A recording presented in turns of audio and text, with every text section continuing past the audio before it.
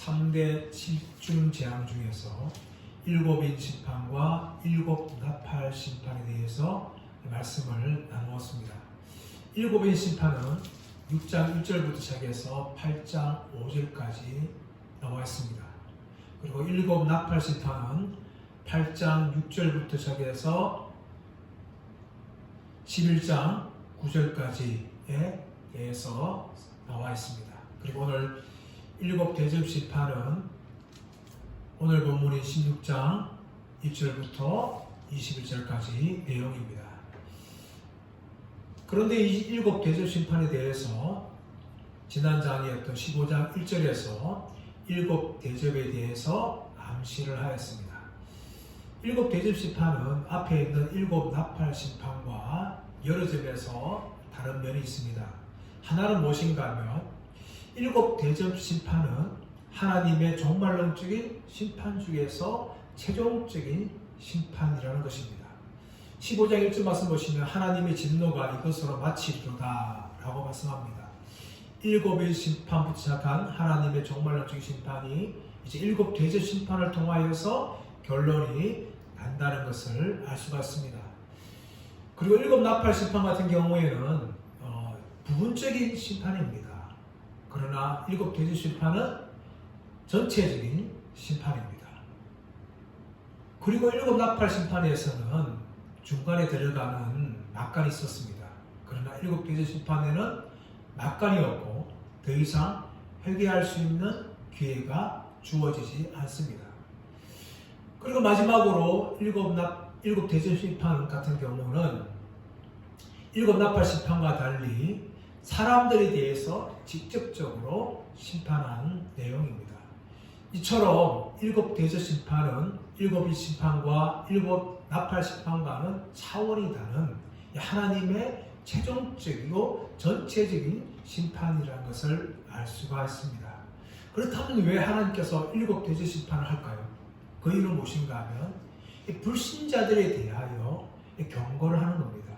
그런데 그것만 그치는 것이 아니라 신자들에 대해서 하나님께서 위로하고 격려하기 위해서 이 심판이 있다는 것입니다.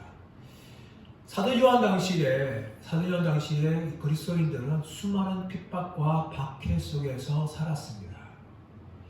그런데 하나님께서는 그들 가운데 만왕의 왕이시며 전능하신 하나님이라는 것을 이 심판을 통하여 보여주심을 통하여 이 그리스도인들에게 위로하고 격려합니다. 더 나아가서 그들의 믿음을 굳건하게 하고 경계를 세우기 위해서 이 심판의 말씀을 주신 것입니다. 사람은 누구나 고난과 어려움에 직면하면 누구나 다 약해집니다. 초대교회 성도도 마찬가지였습니다. 수많은 핍박과 박해가 주어지니까 그들의 믿음이 흔들렸습니다. 그러므로 하나님께서는 사도 요한을 통하여서 이 요한계시록에 나오는 7 대접 심판을 보여주심을 통하여 성도들의 믿음을 굳건하게 하고 그들의 마음 가운데 경계심을 하나님께서 세우도록 하신 것입니다. 자, 오늘 7 대접 심판은 어떻게 시작합니까? 1절 먼저 볼까요? 또 내가 들으니 성전에서 큰 음성이 나서 7 천사에게 말하되 너희는 가서 하나님의 진노의 7 대접을 땅에 쏟으라. 성전에서 큰 음성이 나서 반복되고 있습니다. 신적인 음성입니다. 이 음성에서 7 천사에게 말되어지는데 너희는 가서 하나님의 진노의 7 대접을 땅에 쏟으라. 땅에 쏟으라. 2절에도 땅이 나오는데 이것은 조금 다릅니다. 1절은 2절에 나오는 첫 번째 심판의 서론이 아니라 7 대접 전체의 서론입니다. 그러므로 1절에 나오는 땅과 2절에 나오는 땅은 좀 다른 의미를 가지고 있어요. 1절에 나오는 땅이라는 것은 세상 전체를 말하는 것입니다. 이 세상 전체에 대접을 쏟으라 라고 이야기하죠. 이 쏟으라는 단어가 에카오라는데 여기서는 현재 명령형인 에케테라는 단어가 사용되어졌습니다. 하나님의 심판이 너무나 생생하고 이제 시작된다는 것을 보여주기 위해서 이 단어를 사용한 것이죠. 자, 그런데 2절 말씀 보시면 이제 첫 번째 대제 심판이 나옵니다. 첫째 천사가 가서 그 대접을 땅에 쏟음에 짐승의 표를 받은 사람들과 그 우상에게 경배하는 자들에게 악하고 독한 종기가 나더라. 첫째 천사가 대접을 땅에 쏟았습니다. 이 땅이라는 것은 세상 전체를 말하는 것이 아니라 지구를 말하고 있는 거죠. 이 지구 위에 땅을 이제 심판을 하기 위해서 대접을 쏟으니까 짐승의 표를 받은 사람들과 그 우상에게 경배하는 자들에게 악하고 독한 종기가 났다라고 이야기합니다. 이 악하고 독한 종기는 출애굽기에서 10가지 재앙 중에서 6번째 등장한 재앙이었습니다. 모세와 아론이 풀무의 재를 가지고 하늘로 던지니까 그 죄가 애굽에 퍼져요. 그래서 그 죄가 사람들에게 붙고 짐승에게 붙은 결과 뭐가 생기는가 하면 독종이 생깁니다. 그런 재앙이 바로 이 독한 종기였어요. 그뿐만 아니라 사무엘상 5장 말씀 가보시면 이스라엘 백성들이 블레셋과의 전쟁에서 에베네셀 전투에서 패배합니다. 그 결과로 언약궤를 빼앗기죠. 블레셋 사람들은 그 언약궤를 아소도세에 있는 다곤 신전에 가져갔습니다. 그들의 승리를 기념하기 위해서 그렇게 한 거죠. 우리의 다곤 신이 이스라엘의 여호와를 이겼다. 그런 의미를 가지고 언약궤를 아소도세에 있는 다곤 신전에 갖다 두었어요. 근데 그 다음 어떻게 되었습니까? 다곤 신상이 여호와의 법궤 앞에 엎드려져 있는 거예요. 너무나 놀라운 거죠. 다시 세웠어요. 또 그 다음 어떻게 되어집니까? 이번에는 아예 다곤 신의 목과 손목이 잘라져 나가고 몸뚱이만 남은 채로 그렇게 되어 있는 거예요. 이것을 보면 너무나 놀랐는데 하나님의 이제 재앙이 시작되어지는데 아소도세에 있는 사람들에게 독종이 퍼져나가는 거예요. 이럴 때면 너무나 놀래가지고 이 블레셋 사람들이 이 법궤를 아소도에서 가드로 옮겨갑니다. 가드로 옮겨가도 그거 사람들에게 독종이 퍼져서 결국은 언약궤를 돌려주게 되어지죠. 이것이 바로 첫 번째 재앙에 나왔던 이 독종이었습니다. 그런데 이 독종이 누구한테 주어집니까? 자세히 보시면 짐승의 표를 받은 사람들과 그 우상에게 경배하는 자들에게. 이 짐승이 누굽니까? 바다에서 올라온 짐승. 그 짐승에게 경배하고 우상에게 절하는 사람들, 이런 사람들 향하여 이 독종이 보였다는 것이죠. 두 번째 재앙, 둘째 심판이 나오는데 3절 말씀 보십시오. 둘째 천사가 그 대접을 바다에 쏟음에 바다가 곧 죽은 자의 피같이 되니 바다 가운데 모든 생물이 죽더라. 둘째 천사가 대접을 바다에 부었어요. 그 결과로 바다가 곧 죽은 자의 피가 되었고 바다 가운데 모든 생물이 죽었다라고 이야기합니다. 이것은 둘째 나팔 심판과 연관이 되어지는데 둘째 나팔 심판에서는 불 붙는 산이 바다에 떨어집니다. 그러니까 바다의 3분의 1이 오염되어지죠. 그리고 그 바다의 3분의 1의 생물들이 죽습니다. 그리고 배들도 파손되어지는 것이죠. 이렇게 3분의 1 정도가 이렇게 피를 입는데 오늘 말씀 보시면 뭐가 됩니까? 바다 전체가 피로 변합니다. 피로 변하는 사건이 일어나게 되었죠. 피로 다 변해가지고 바다 가운데 있는 모든 생물이 다 죽는 것을 볼 수가 있어요. 그러므로 이 대저 심판과 나팔 심판은 다른 것이 무엇입니까? 나팔 심판은 일부분이죠. 일부분인데 이 대저 심판 같은 경우는 전체입니다. 전체. 3분의 1 정도가 아니라 아예 전체로 다 심판받는 일들이 일어나는 것을 볼 수가 있습니다. 자, 세 번째. 자, 셋째 천사가 이제 하는데 4절에서 이제 7절 말씀해 주는데 4절 말씀 보시면 셋째 천사가 그 대접을 강과 물 건원에 쏟음에 피가 되더라. 셋째 천사가 그 대접을 강과 물 건원에 쏟으니까 피가 되었어요. 이것은 출애굽의 첫 번째 재앙입니다. 출애굽의 첫 번째가 뭡니까? 나일강이 피로 변하는 사건이 첫 번째 재앙인데 이 셋째 천사가 하는 것은 이제 셋째 나팔 심판과 연관되어지죠. 횃불같이 타는 큰 별이 이제 강에 떨어짐과 강의 3분의 1과 여러 샘들에 떨어지니까 그 결과 되는가 하면 물이 쓰게 되어집니다. 또 물이 쓰게 되어지고 많은 사람이 죽게 되어지는 것이 이 셋째 나팔 심판이었어요. 그래서 오늘 본문 말씀 보시면 이 강과 물 근원에 아예 3분의 1이 아니라 물 근원에 쏟아지니까 피가 다 변하는 것이죠. 이 심판에 대해서 5절 말씀 보시면 내가 들으니 물을 차지한 천사가 이르되 전에도 계셨고 지금도 계신 거룩하신 이여 이렇게 심판하시니 의로우시도다. 왜 이렇게 이 물을 차지한 천사가 말하고 있습니까? 물을 차지했다는 것은 물 전체를 관리하는 관장하는 천사를 말하고 있는데 이 물 전체를 관장하는 천사가 왜 이런 하나님의 심판에 대해서 어렵다 말하고 있습니까? 그 이유는 무엇인가 하면 이 하나님의 이 엄중한 심판을 보면서 왜 하나님이 심판하십니까? 이렇게 호소한 사람들이 있다는 거예요. 그래서 거기에 대해서 이 하나님 심판이 얼마나 의로운 것인지를 물을 차지한 천사가 말하는데 지금도 전에는 계셨고 지금도 계신 거룩하신 이여 이렇게 심판하시니 의로우시도다 라고 말하고 있습니다. 하나님의 심판이 뭡니까? 의롭다는 거예요.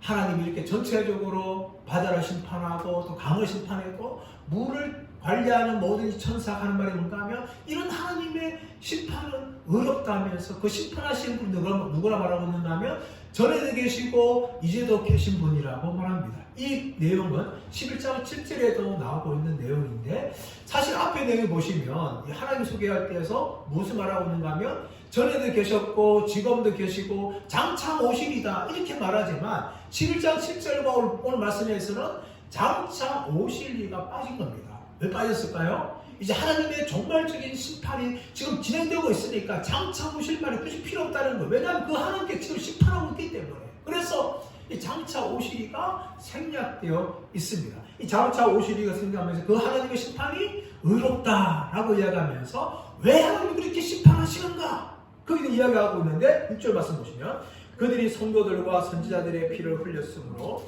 그들에게 피를 마시게 하신 것이 합당하니이다. 왜 하나님께서 이 물을 사람들이 마셔야 될 강과 물 근원을 피로 만들까요? 그 이유가 무엇일까요? 그것은 바로 성도들과 선지자들의 피를 흘리겠다는 거예요. 그래서 그들이 피를 마시게 하는 것이 합당하다라는 것을 이야기합니다. 이것을 볼 때에 하나님의 심판이 얼마나 의로운 것이고 정의를 세우기 위한 것이라는 것을 보여줍니다. 하나님이 아무런 이유 없이 심판하시는 것이 아니라 이 악한 세력들이 성도들과 선지자의 피를 흘렸기 때문에 그 피의 값에 합당하게 하나님께서 물 전체를 피로 만들고 있으니까 이 물을 차지한 천사가 하나님은 심판은 어렵다라고 지금 선언을 하고 있는 것입니다. 여기에 대해서 7절 말씀 보시면 또 내가 들으니 제단이 말하기를 그러하다 주 하나님 곧 전능하신 이시요 심판하시는 것이 참되시고 의로우시도다 하더라. 아멘. 이 제단이라는 것은 의인하죠. 어떻게 제단이 말을 하겠습니까? 그런데 이 제단은 무엇을 말합니까? 제단 아래에서 기도하는 성도들의 외침을 이야기하고 있는 거예요. 그들이 어떻게 외쳤습니까? 계시록 6장 9절 10절 말씀 보시면 이렇게 외쳤습니다. 거룩하고 참되신 대주제여 땅에 거하는 자들을 심판하여 우리 피를 갚아주지 아니하시기를 어느 때까지 하시려 하나이까. 이들은 하나님을 믿는 믿음 때문에 죽임을 당하였어요. 죽임을 당하였는데 그들이 어떻게 하나님을 호소합니까? 거룩하고 참되신 대주제여 땅에 거하는 자들을 심판하여 우리 피를 갚아주지 아니하시기를 어느 때까지 하십니까? 하면서 하나님의 심판 때가 언제입니까? 하면서 이 제단 아래에 있는 성도들이 이렇게 외칩니다. 그들이 그래서 하나님 심판을 보면서 뭐라고 말합니까? 하나님의 심판은 당연하게 참되고 의롭다라고 이야기하는 거죠. 그러면서 7절 말씀 보시면 주 하나님 곧 전능하시니요 라고 이야기합니다. 하나님을 향하여서 주 하나님 곧 전능하시니요. 이 본문 어디서 보았습니까? 우리 지난주에 말씀 보시면 15장에서 모세의 노래, 어린 양의 노래에서 하나님을 향하여서 주 하나님 전능하신이라고 불렀어요. 동일하게 오늘 이 제단은 그 하나님을 향하여서 주 하나님 전능하신이요 하나님의 심판은 참되시고 의롭다라고 이야기합니다. 하나님의 심판이 참된 이유가 뭡니까? 하나님께서 말씀대로 심판하시는 거고 하나님의 진리대로 심판하시기 때문에 하나님의 심판은 참되신 것이고 또 성도들과 선지자의 피에 대해서 갚아주시기 때문에 의로운 심판이라고 제단이 이렇게 선언을 하고 있는 것입니다. 여기까지가 셋째 심판입니다. 이제 넷째 심판이 나오는데 8절 말씀 보시면 넷째 천사가 그 대접을 해 소돔에 해가 권세를 받아 불로 사람을 태우니 라고 이야기합니다. 해가 권세를 받았어. 이 넷째 대접 심판은 동일하게 넷째 나팔 심판과 연관이 되어지는데 하나님께서 이 나팔을 부니까 해의 3분의 1과 달의 3분의 1과 별의 3분의 1이 어두워지는 것이 바로 이 나팔 심판입니다. 하나님께서는 해와 달과 별들의 3분의 1을 어둡게 했어요. 그 결과 사람들이 많은 사람이 죽었습니다. 근데 오늘 말씀 보시면 이 해와 달과 별에 대해서 3분의 1 많은 것이 아니라 직접적으로 하나님께서 해를 통하여서 불을 통하여 사람을 태우는 것이죠. 앞에 넷째 나팔 심판이 사람에 대한 간접적인 심판을 하면 이 넷째 대접 심판은 해를 통하여서 사람들을 직접 태우는 이 직접적인 심판을 하는 것을 볼 수가 있는 것이죠. 그래서 9절 말씀 보시면 사람들이 크게 태워진지라라고 이야기합니다. 이것이 바로 넷째 대접 심판에 나타난 현상인데 이 결과를 어떻게 합니까? 9절 중반에 말씀 보시면 이 재앙들을 행하는 권세를 가지신 하나님의 이름을 비방하며 또 회개하지 아니하고 주께 영광을 돌리지 아니하였더라. 이 넷째 심판은 해가 어두워지는 이 흑암재앙에 비슷한 것인데 그 비슷한 것이 끝나는 것이 아니라 그보다 더 비교할 수 없을 정도로 하나님의 엄중한 심판이에요. 엄중한 심판인데 근데 이런 심판을 받음에도 불구하고 사람들이 어떻게 반응합니까? 회개합니까? 하나님께 돌아옵니까? 아니죠. 어떻게 반응합니까? 하나님의 이름을 비방하며 이 비방이라는 것은 신성모독했다는 것이 신성모독. 이 신성모독을 하는 것이죠. 더 나아가서 회개하지 아니하고 주께 영광을 돌리지 아니하더라. 여러분 이것이 인간의 악함이에요. 이 인간의 악함을 보면서 우리는 하나님 심판이 얼마나 의로운 것인지를 볼 수가 있는 거예요. 이토록 악한 인간을 어떻게 하나님 심판할 수 있겠습니까? 그리고 하나님 심판은요, 이런 악한 인간에 대하여서 당연한 심판이고 의로우신 심판이라는 것을 이 인간의 악함을 통하여 우리는 볼 수가 있는 것입니다. 이것이 바로 인간의 실상이에요. 이제 다섯 번째 대접 심판이 10절 말씀이 나오고 있습니다. 10절 말씀 보시면 또 다섯째 천사가 그 대접을 짐승의 왕자에 쏘더니 그 나라가 곧 어두워지며 사람들이 아파서 자기 혀를 깨물고. 다섯째 천사가 이제 대접을 쏘는데 어디에 쏘습니까? 짐승의 왕자에 쏘는 거예요. 짐승의 왕자, 짐승의 보좌라는 것이죠.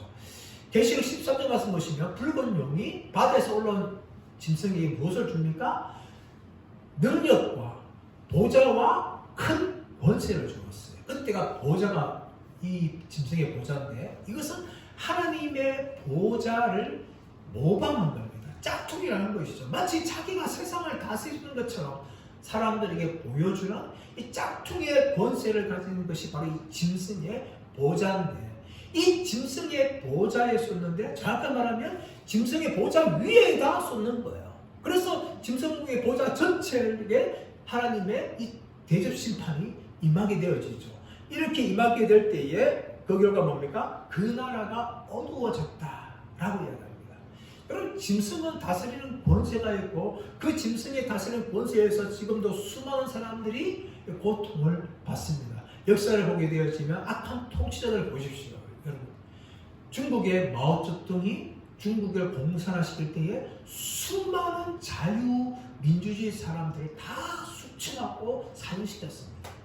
히틀러가 정권을 차지할 때에 유대인 600만 명만 죽인 것이 아니라 유럽 전체를 어둠으로 몰아가고 수많은 사람을 죽이지 않습니까? 그뿐만 아니라 북한의 김일성이 정권을 차지할 때 수많은 사람들을 축출하고 죽였습니다. 지금도 수많은 사람들이 죽어나가고 있어요.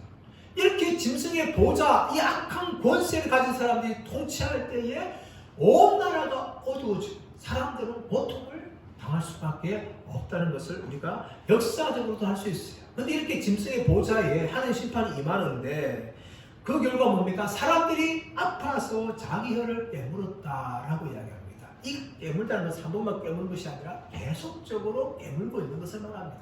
그처럼 사람들은 고통을 당해서 그 고통이 얼마나 심한지 자기 혀를 깨물지 않으면 참을 수 없는 고통이라는 것입니다. 그리고 그 고통이 끝난 것이냐 아니라 11절 말씀 보시면 아픈 것과 종기로 말미암아 하늘의 하나님을 비방하고 그들의 행위를 회개하지 아니하더라.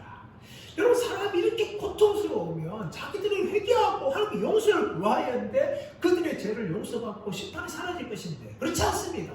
오히려 이렇게 악한 이 사람들이 어떻게 합니까? 엄청난 고통을 당함에도 불구하고 결코 자기 죄를 회개하지 아니하고 하나님을 비방하는 이런 악한 행위들을 계속해서 하는 것을 오늘 말씀을 보여주고 있습니다. 결국 사람들은 이런 심판으로 바뀌지 않는다고 다시 한번 증명이 되어집니다. 자, 12절에서 이제 16절 말씀 보시면 여섯 번째 이제 대접 심판이 나오는데 12절 보시면 또 여섯째 천사가 그 대접을 큰 강 유브라데에 쏟으며 강물이 말라서 동방에서 오는 왕들의 길이 예비하였더라. 여섯째 천사가 대접을 큰 강 유브라데에 쏟았고 강물이 말랐습니다. 그럼 이것은 여섯째 나팔 심판과도 연관이 되어지는데 여섯째 나팔 심판이 보니까 이 큰 강 유브라데에 묶여있던 네 천사가 노임을 받습니다. 그러자 2억 명의 마병대가 나타나서 사람들을 3분의 1을 죽이는 그런 일들이 여섯째 나팔 심판에 나오는데 오늘 말씀에서는 대접을 쏟았는데 큰 강 유브라데 쏟았는데 강물이 말랐다는 거예요. 강물이 말랐다. 이 큰 강 유브라데. 그래서 강물이 말하니까 동방에서 오는 왕들의 길이 예비되었다. 이 동방이라는 것은 동방에서 오는 왕들이라는 것은 이 사탄의 무리와 동조하는 악의 군대를 말하는 겁니다. 그런데 이 동방이라는 것은 항상 로마에게는 참 위협의 대상이었어요. 왜냐하면 큰 강 유브라데 동편은 어느 나라냐면 파르티아라는 나라가 있습니다. 이 파르티아 나라는 이 로마 네로의 부활설과 연관되어지는데 네로는 자살했어요. 그런데 소문은 어떻게 났는가 하면 네로는 자살한 것이 아니라 파르티아 나라로 도망갔다. 그래서 그 파르티아의 군대를 모아가지고 로마를 다시금 공격할 것이다. 이런 네로 부활설, 파르티아 침략설이 그 당시에 팽배했어요. 왜냐하면 이 파르티아 군대는 아주 유명한 군대였어요. 로마조차도 두려움의 대상이었습니다. 그래서 파르티아, 이 동방에 있는 파르티아가 언제 자기들을 공격할지 모른다는 항상 위협 속에 있었기 때문에 네로 부활설과 이 파르티아 침략설이 함께 물려서 이 사도 요한 당시에도 살고 있던 로마 사람들에게 큰 공포를 주었는데 이런 동방에 있는 여러 왕들이 이제 강물이 말라서 이제 진입을 하게 되어지는 것이죠.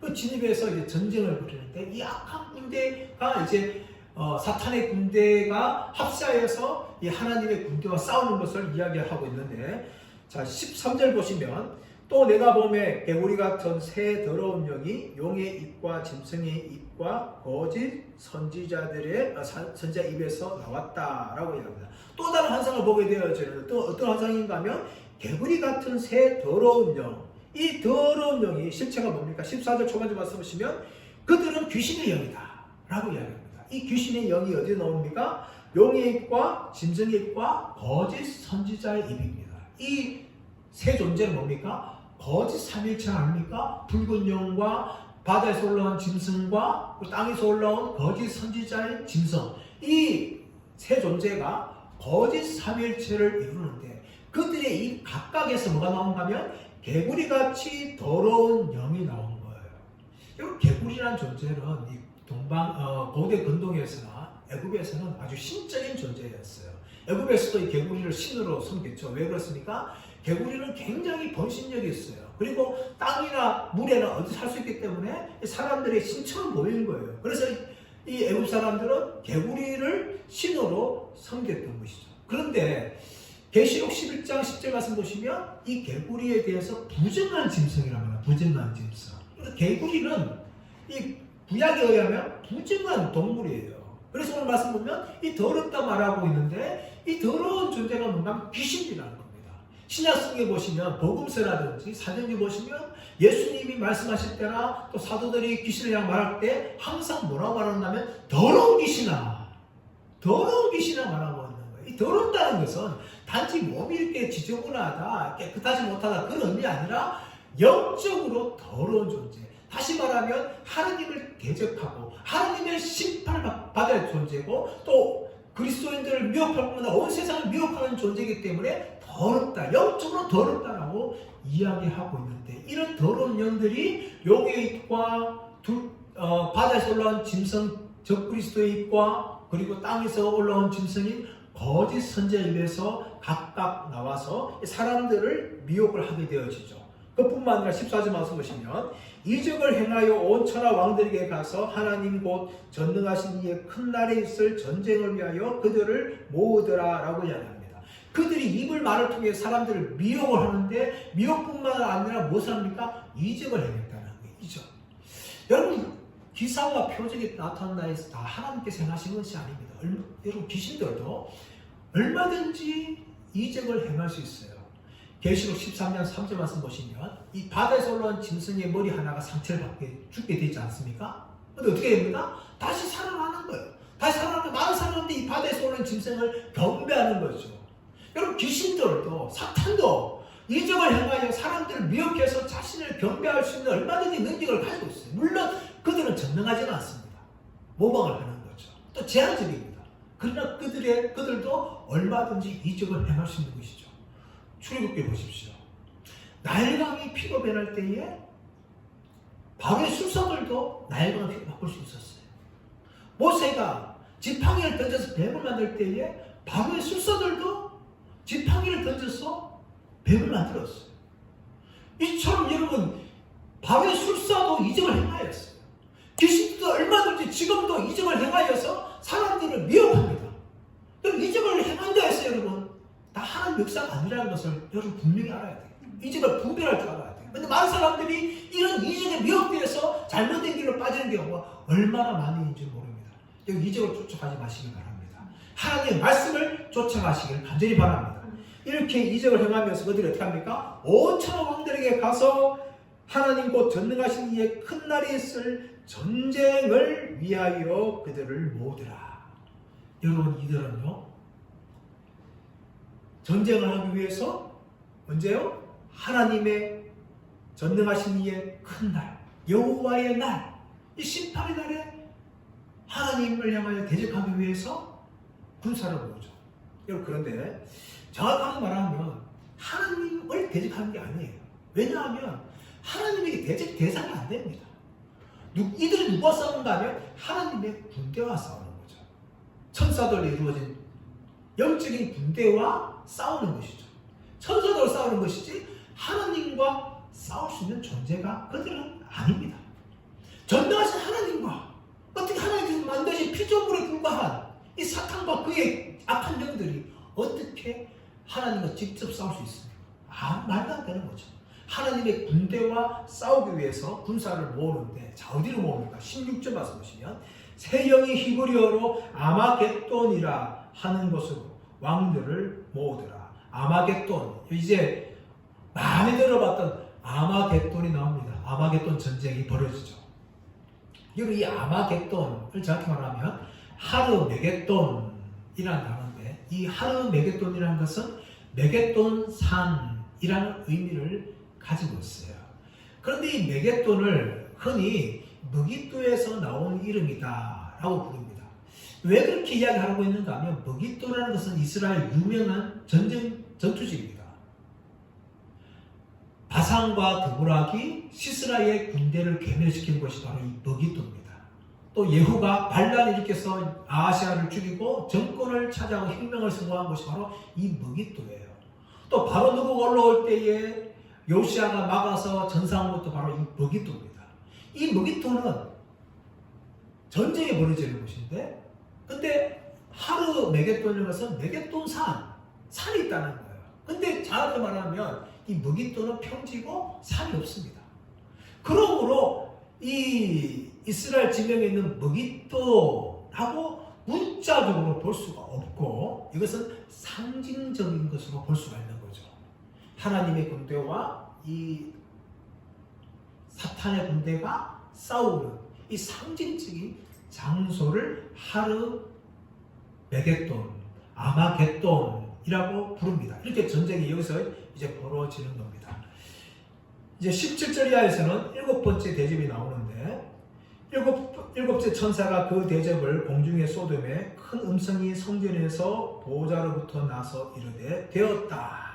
자, 7번째 대접을 쏟는데 성전에서 보호자로부터 큰 음성이 또 나오죠. 자, 그런데 되었다. 그 음성이 되었다는 거예요. 왜 되었다는 거예요? 이제 하나님의 7번째 대접이 이제 완성됨을 통하여 하나님의 모든 최종적인 종말론이 끝이 난다. 그래서 되었다. 예수님께 십자가에서 테텔스타이 다 이루었다 하는 것처럼 하나님이 이제 7번째 인심판과 7번째 나팔심판과 7번째 이제 대접심판을 통하여서 마지막 7번째 대접을 쏟아부음을 통하여 하나님 심판이 이제 다 완성되었다, 다 마친다 하면서 되었다 라고 선언을 하는데, 이 번개와 음성들과 우레 소리가 있고 또 큰 지진이 있어 얼마나 큰지 사람이 땅에 있어 온 이래로 이같이 큰 지진이 없었더라 라고 18절을 말합니다.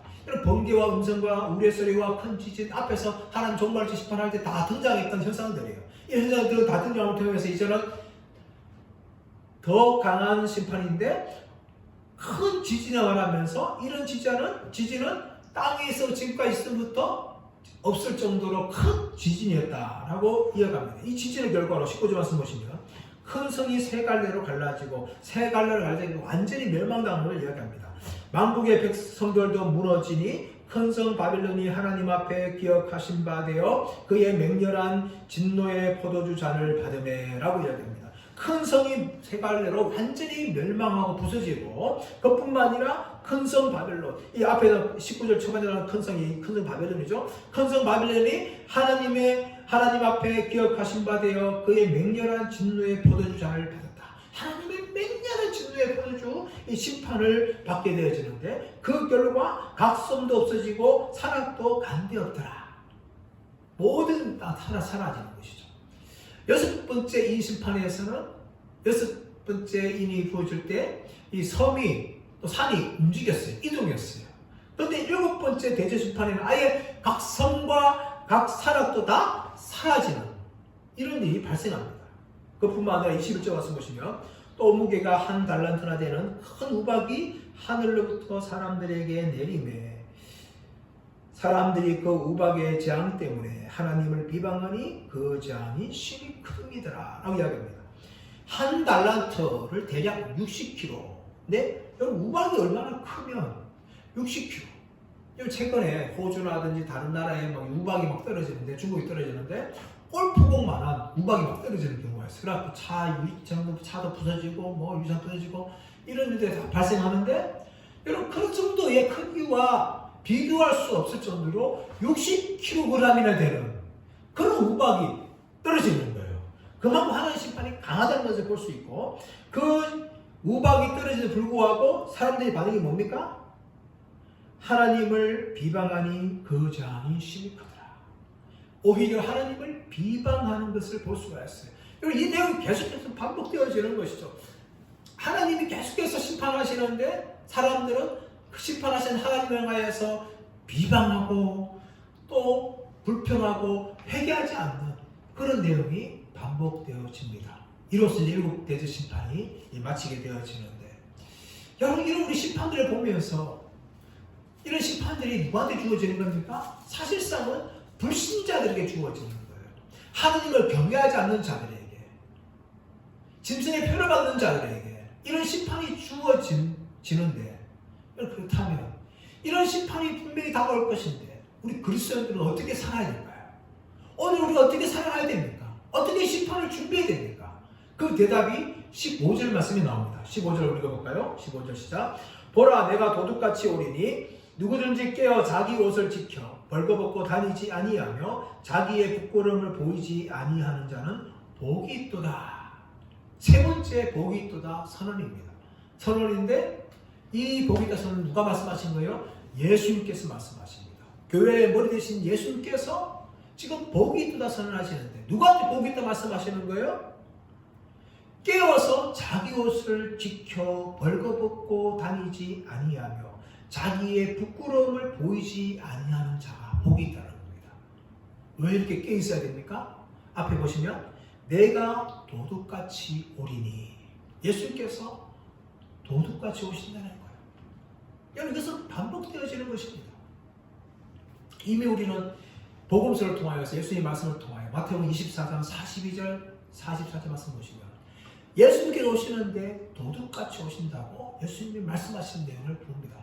또 사도 바울도 데살로니가전서 5장 2절에서 주의 재림은 도둑같이 임한다라고 말합니다.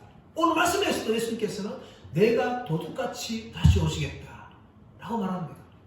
여러분, 이것이 예수님의 재림이에요. 예수님의 재림은 우리가 예상할 수 없습니다. 언제 올지 우리가 알 수 없어요. 그렇다면 우리가 알 수 있는 방법은 뭡니까? 깨어 있어야 된다니까. 깨어 있어야 된다. 10처녀 비유에서 5처녀가 깨어 있어서 신랑을 기다린 것처럼 우리는 그렇게 깨어 있어야 됩니다. 영적으로 잠들면 예수님이 재림을 준비할 수 없어요. 그러므로 예수님께서는 내가 도둑같이 오리니 깨어 있으라 라고 이야기하죠. 두 번째 뭡니까? 벌벗고 다니지 말고 옷을 입으라는 거예요. 이 옷은 뭡니까? 첫 번째로 의의 옷입니다. 예수님을 믿음을 통하여 주시는 이 칭의의 옷, 죄 없다 하시는 옷, 이 옷을 입어야 되죠. 근데 그 옷 입는 것이 아니라 우리는 날마다 거룩한 옷을 입어야 돼요. 거룩한 옷. 죄와 싸우면서 신랑 되신 예수님을 맞이하기 위해서 영적인 신부로서 우리를 모든 죄와 더러운 것을 깨끗하게 하면 하는 그 믿음의 옷, 영적 싸움의 옷을 우리는 입어야 되는 거예요. 이 옷을 입어야 벌거벗고 다니지 않는 거예요. 이 옷을 입을 때, 예수님 오실 때 우리가 마중 나갈 수가 있습니다.